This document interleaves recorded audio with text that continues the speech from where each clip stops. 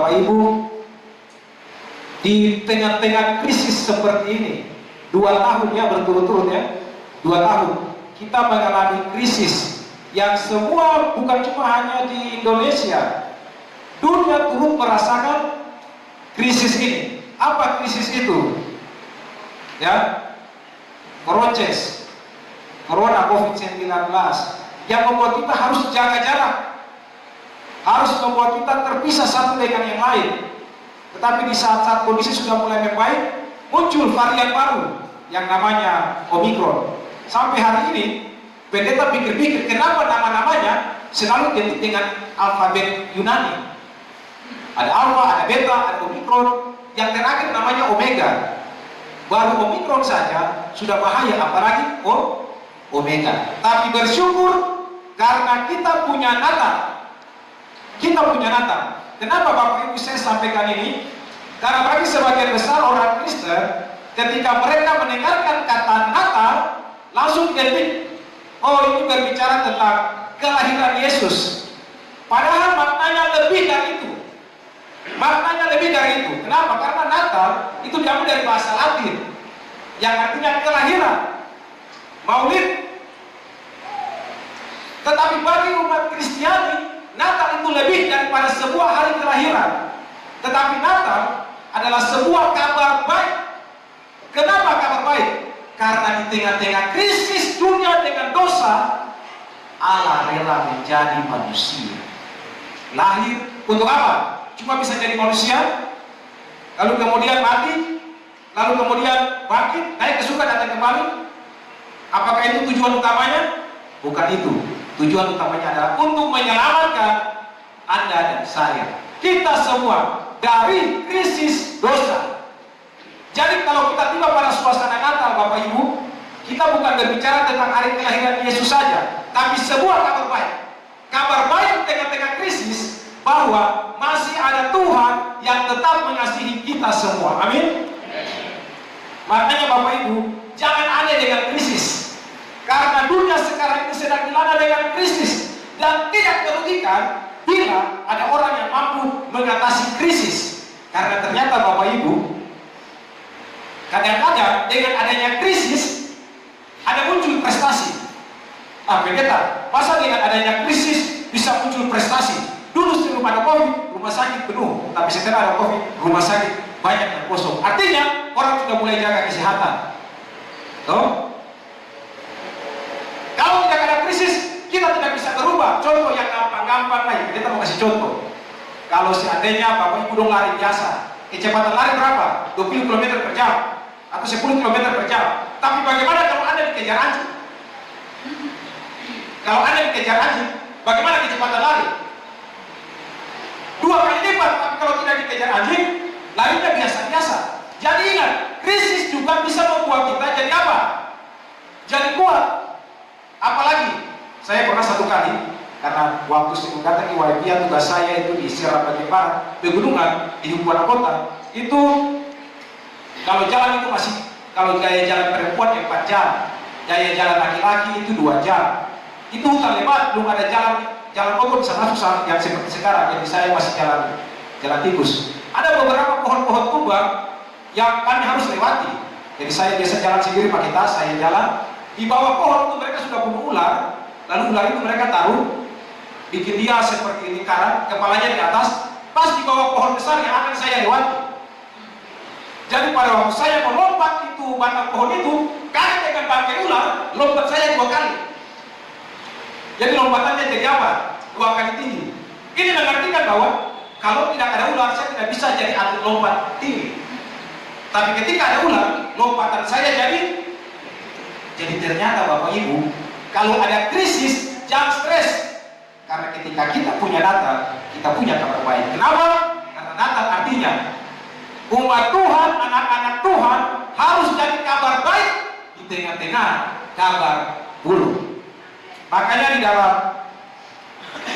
Yakobus pasal 1, Yakobus pasal 1 ayatnya yang ke-12 dikatakan, berbahagialah orang yang bertahan dalam pencobaan, sebab apabila ia sudah tahan uji, yang menerima mahkota kehidupan yang dijanjikan Allah kepada barang siapa yang mengasihi Dia. Dalam teori, Bapak Ibu dikasih dalam Tuhan, dalam teori ada dua jenis keunggulan secara teori. Yang pertama, namanya kuantitatif. Apa artinya? Jadi kata pendeta lain, kata bukan cuma hanya bicara agama lain, tapi kata bisa hubungkan masalah ekonomi, masalah geografis dengan Alkitab. Jadi saya bawa alat pikiran saudara dalam sebuah hukum ekonomi. Dalam hukum keunggulan, itu artinya ada dua keunggulan. Yang pertama namanya kuantitatif. Artinya apa? Alam yang unggul. Indonesia ini alamnya apa?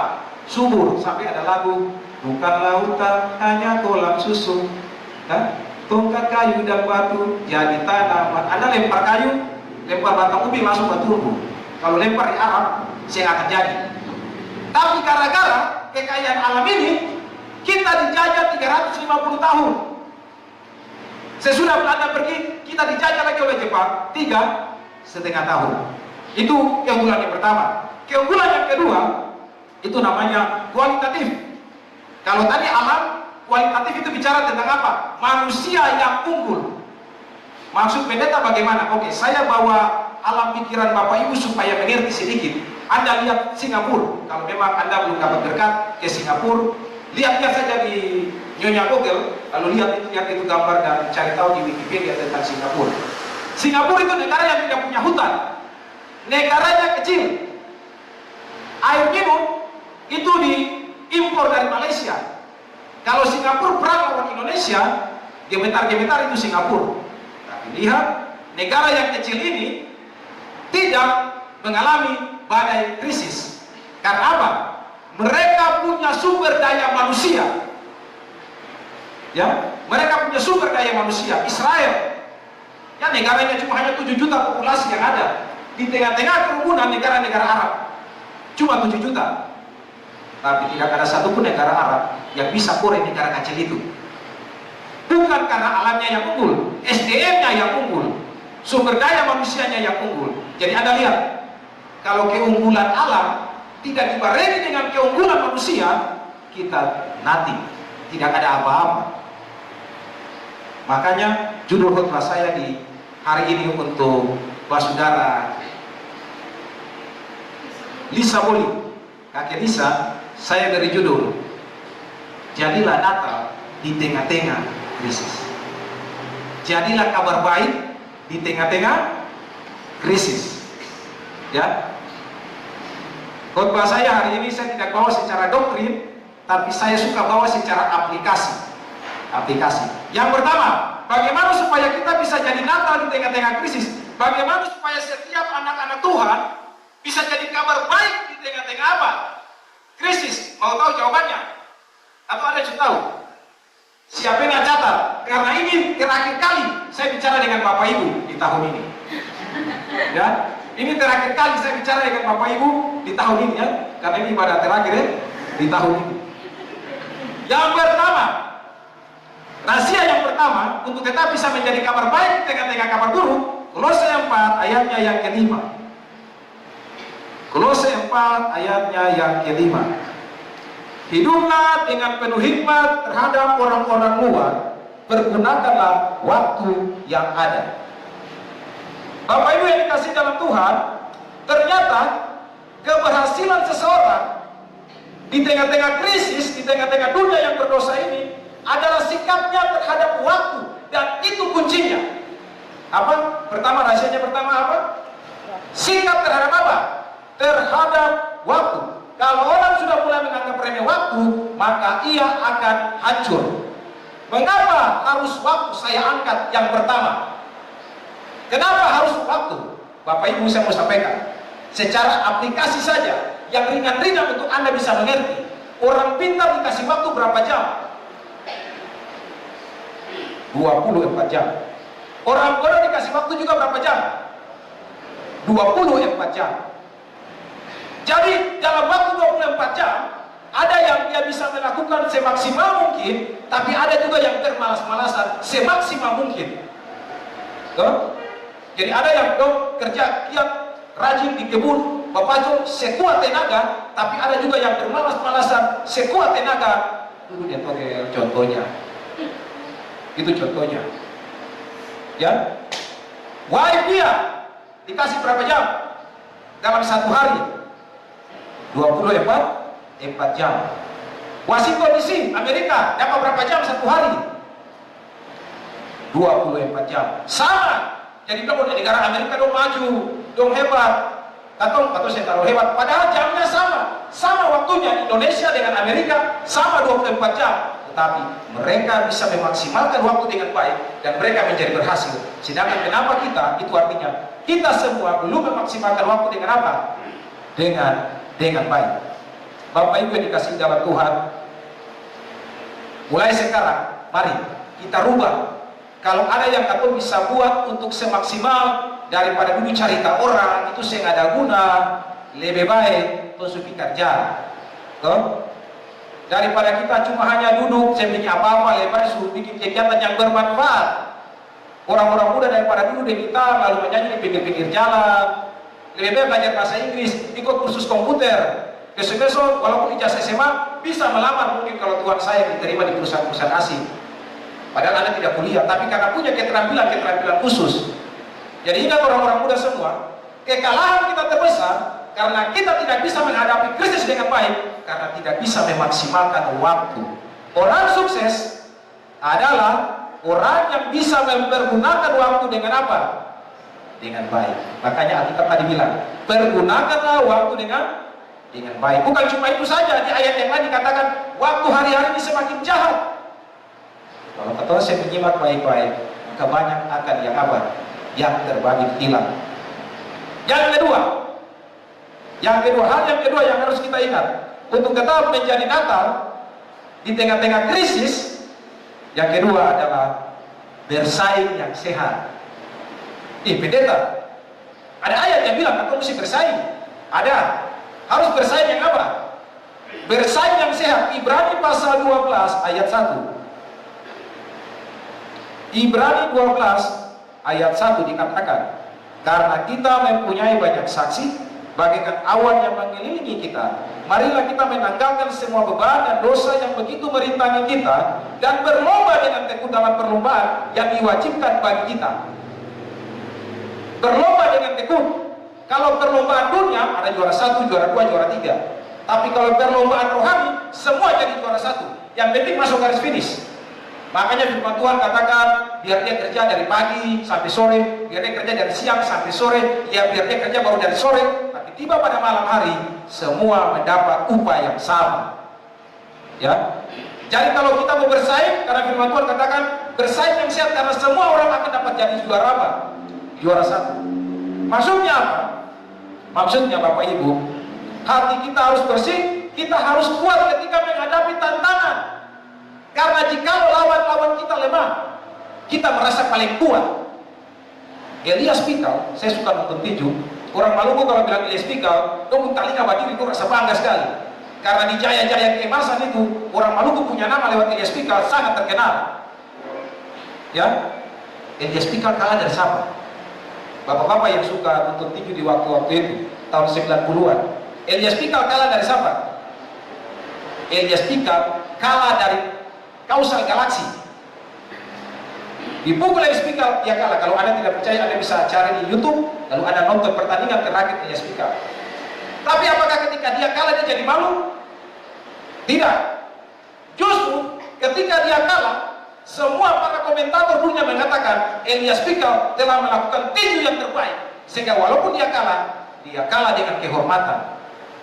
Coba kalau dia lawan itu TK mana yang di WPN sih? TK apa sekarang? TK apa yang di WPN? Di pusat desa? Mekarsari. Mekarsari. Coba seandainya dia punya match di televisi muncul Elias Pikal lawan anak paling pintar dari TK Mekarsari. WPN. Apa yang dunia bilang? Biar dia menang dapat piala sebesar badannya, tapi tidak punya harga diri karena menang lawan anak TK. Tapi ketika dia tinggi dia lawan Kausal Galaksi, walaupun dia kalah, dia punya harga diri. Artinya apa? Dalam hidup Bapak Ibu, saya mau tekankan, dalam hidup itu bukan masalah menang dan kalah, tapi bagaimana Anda memaksimalkan potensi-potensi yang ada dalam hidup Anda. Bersaing yang sehat. Oh, kalau dia lebih pintar dari beta harus belajar lebih kuat, beta lebih pintar dari dia. Begitu. bukan kasih jago dia. Boleh. Kalau dia punya usaha berhasil, kenapa dia bisa usaha berhasil? Wah, berarti kita mesti kerja supaya kita juga lebih berhasil dari dia. Jam sistem cemburu, iri hati, pas dia tetangga sama, balik televisi, mama mulai ganggu papa, balik televisi ke hanya papa balik televisi. Dia tetangga sudah mulai balik kursi baru, ganggu papa oleh papa, balik kursi baru, tetangga sama sudah balik kursi baru tuh. Tetangga sama mulai balik kulkas, mama mulai marahin lempar papa balik kulkas dulu. Semua sudah ada kulkas, televisi, bangku, tidak ada listrik. Jadi itu namanya bersaing tidak sehat. Dia mau beli segala macam karena ikut tetangga, padahal di rumah tidak ada apa? Tidak ada listrik. Jadi harus bersaing yang apa? Bersaing yang sehat. Kalau Anda mau menang sebagai orang Kristen, jadi datang di tengah-tengah krisis, walaupun corona 2 tahun, 3 tahun, 4 tahun, atau tetap tenang saja. Karena kita punya Tuhan. Kabar baik di tengah-tengah krisis. Yang ketiga, hal yang ketiga adalah selalu melihat dari sisi yang lain. Selalu melihat dari apa? Selalu melihat dari sisi yang lain. Apa yang saya sampaikan Bapak Ibu ini adalah cara-cara yang praktis yang Alkitab sementara ajarkan kepada kita supaya kita bisa menjadi pemenang-pemenang iman. Dalam Filipi 4 ayatnya yang ke-8. Filipi 4 ayatnya yang ke-8 dikatakan begini. Jadi akhirnya saudara-saudara, semua yang benar, semua yang mulia, semua yang adil, semua yang suci, semua yang manis, semua yang sedang didengar, semua yang disebut kebajikan dan patut dipuji, pikirkanlah semuanya itu. Ya, saudara-saudara sekalian, umat Kristen, orang-orang Kristen, ketika saya menyebutkan kata Kristen, itu artinya semua mereka yang percaya bahwa Yesus itu adalah Tuhan. Tidak tergantung denominasi mana saja. Pokoknya kalau dia percaya Yesus itu Tuhan, berarti kita semua apa? Kristen. Jadi dengarkan baik-baik. Umat Tuhan, semua orang Kristen, kita harusnya punya seperti dalam ilustrasi yang saya mau pakai, punya seperti ilustrasi, kalau saya mau kasih gambarkan itu seperti energi sinetik, seperti atom. Atom dan atom itu partikel kecil, bertumbukan, ini pelajaran fisika lain. Atom-atom yang kecil bertumbukan menghasilkan sebuah ledakan yang besar. Umat Tuhan itu harus seperti itu. Melihat siapa saja, ambil jadi sebagian ilmu. Jangan lihat sebagai sebuah ancaman. Belajar dari apa saja. Oh, kalau buat jahat, jadinya begini. Kalau buat baik, jadinya begini. Siapa saja kita bisa ambil ilmunya. Oh, kalau tukang mangiri-mangiri orang, nanti jadi begini. Kalau suka bikin bagus per orang, nanti jadi begini. Tapi pendeta saya suka dia, barang semua dekat-dekat Natal ini, dia selalu datang minta maaf. Tapi kalau habis Natal dia cerita-cerita kita terus. Kan begitu toh, Pak Ibu ya? Ada yang model macam begitu. So habis Natal datang minta maaf, bilang selamat Natal. Tapi setelah tahun baru mulai, buka buku baru dan cerita baru mulai. Bagaimana pendeta? Jangan stres. Kalau katong stres, nanti dapat stroke. Kalau stroke, stop. Tuh. Jadi jangan stres. Bagaimana caranya? Mari saya kasih rumus hidup supaya Anda tenang. Punya energi sinetik. Untuk semua untuk semua. Untuk aku sama pendeta bisa pakai akal lain. Kalau ada orang yang tidak suka sama Bapak Ibu, kalau ada orang yang suka cerita sama Bapak Ibu, kemana-mana dia mikirin Bapak Ibu, mau makan dia cerita Bapak Ibu, kita itu bagi dia artis. Bisa dapat kan? Kan kalau artis kan begitu kan? Di mana-mana selalu jadi bahan cerita, selalu jadi apa? Topik. Kalau di televisi itu topik yang paling penting, artis-artis. Jadi kalau orang itu suka cerita Bapak Ibu, jangan balas dengan maki-makian, tidak usah, tenang-tenang saja. Karena kalau Anda tenang, Anda hidup dia kurus. Serius.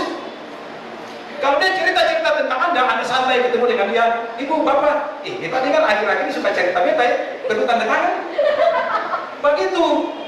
Semakin dia cerita Bapak Ibu, dia jelekkan Bapak Ibu, Anda semakin diingat-ingat oleh dia dan Anda jadi artis buat dia. Ingat itu baik-baik, dan itu rumus hidup. Jadi jangan stres kalau menghadapi masalah. Kalau katong stres, stroke, stop. kalau kita punya piring di atas meja makan. Tahu Bapak Ibu betul? Jadi tetap harus kuat.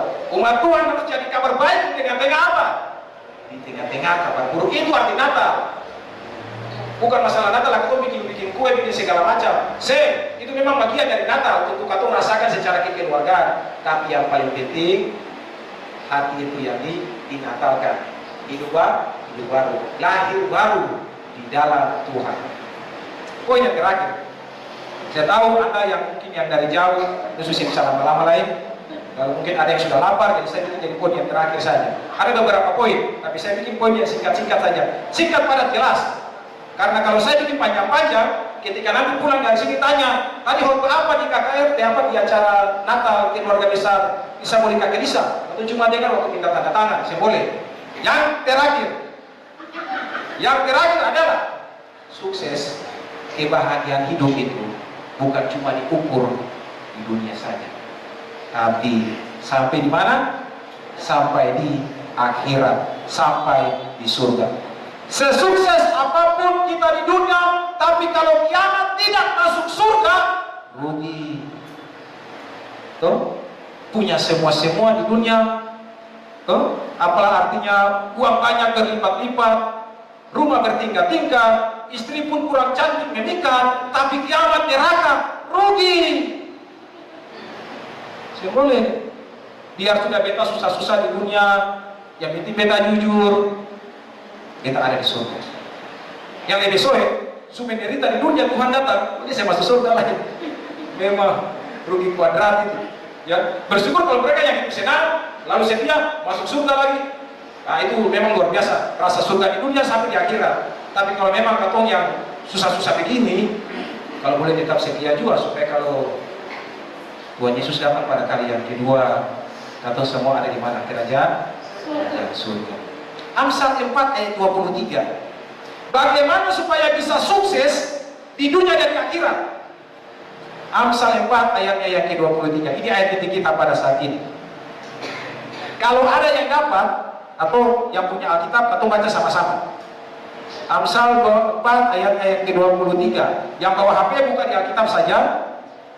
Ya. Amsal 4 ayatnya yang ke-23. Sama sudah dapat? Amsal 4 ayat 23. Saya hitung sampai 3, kita baca sama-sama. Mulai, 3. Jagalah hatimu dengan segala kewaspadaan, karena dari situlah terpancar kehidupan. Firman Tuhan katakan, jagalah hatimu dengan segala kewaspadaan, karena dari situ terpancar apa? Ternyata rahasia terakhir untuk jadi Natal di tengah-tengah krisis bagi orang-orang Kristen adalah orang yang hatinya bersih. Apa rahasia terakhir? Orang yang hatinya apa? Orang yang hatinya bersih. Sayang 1000 kali sayang Bapak Ibu. Katong lebih banyak cuci baju kasih bersih, sikat gigi supaya mulus bau waktu bicara di orang. Tuh, cuci muka, pakai segala macam make up, lalu ada yang dapat supaya dia cantik, bersih, model warna-warni, persis baru habis tabrak yang istri. Tapi jangan katong kasih bersih hati. Padahal semua masalah yang muncul di dunia ini dalam katong hidup itu adanya muncul dari mana? Dari hati. Bapak Ibu yang dikasih dalam Tuhan, kebusukan hatilah yang menjadi masalah dimanapun orang itu berada. Jadi orang itu kalau dia punya hati busuk, ditampak bagus, tetapi itu jadi busuk saja. Tapi kalau orang punya hati bersih, buat dia di tempat sampah pun, dia bisa bikin tempat sampah itu jadi tempat daur ulang yang baik. Orang Kristen harus jadi Natal di tengah-tengah krisis. Kita harus jadi kabar baik di tengah-tengah kabar buruk. Dan hal yang paling membuat supaya kita bisa menjadi kabar baik di tengah-tengah kabar buruk adalah jaga ini hati, karena banyak itu kuman-kuman penyakit sakit hati yang masuk dan meracuni pikiran-pikiran rohani kita.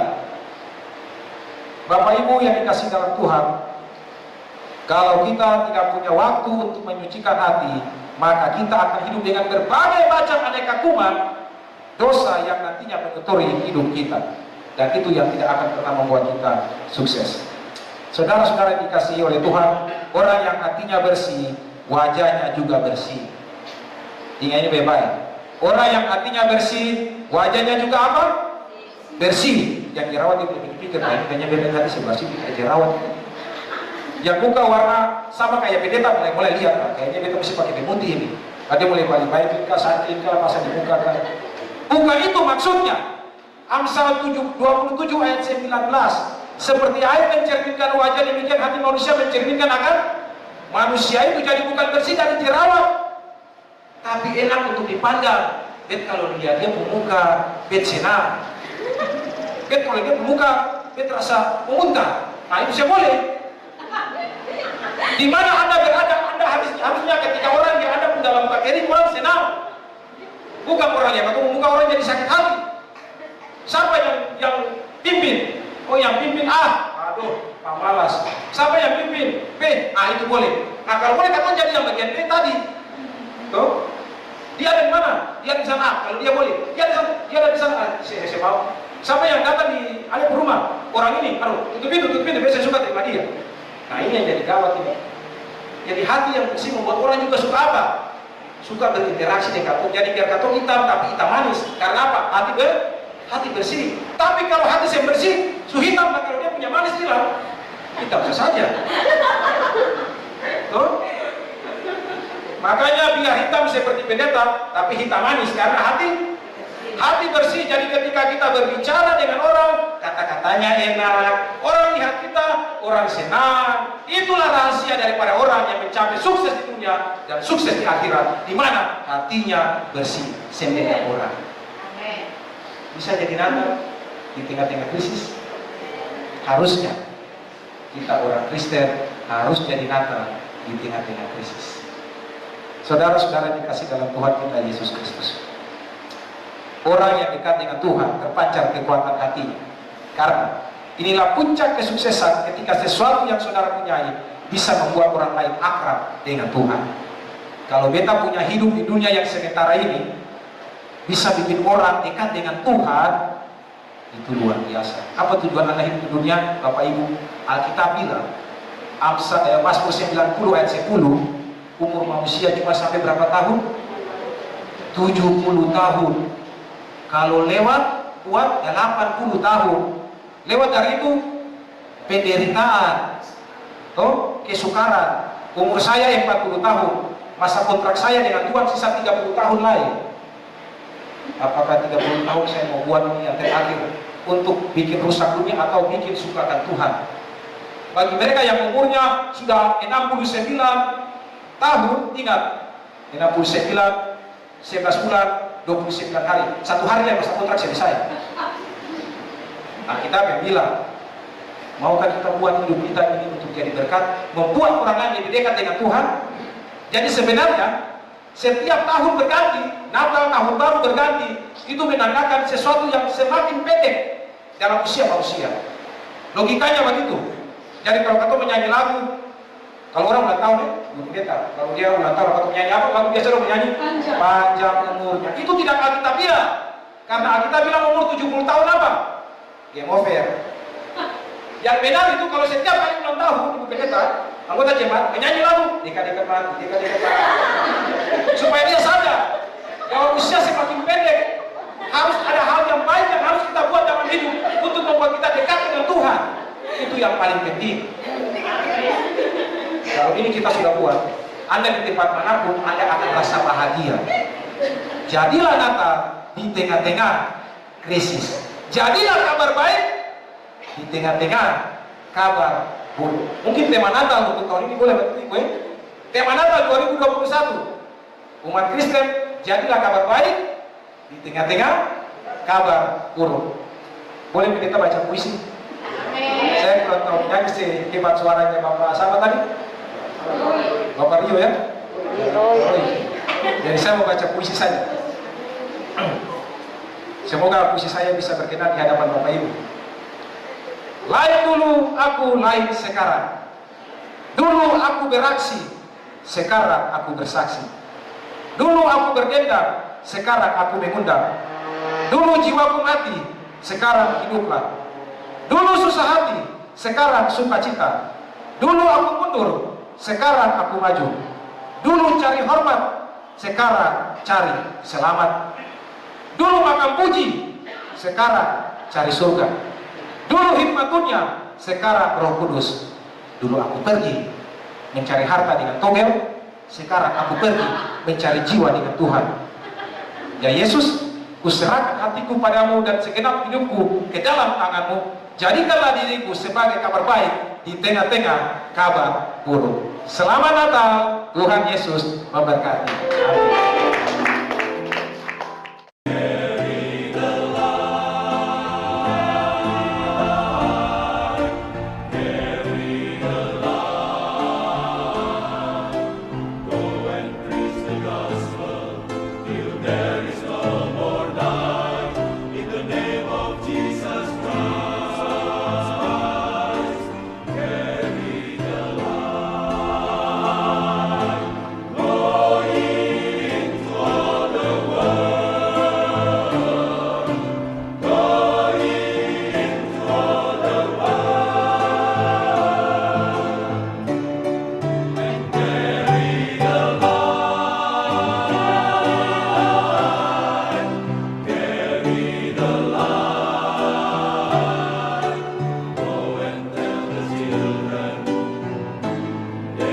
Praise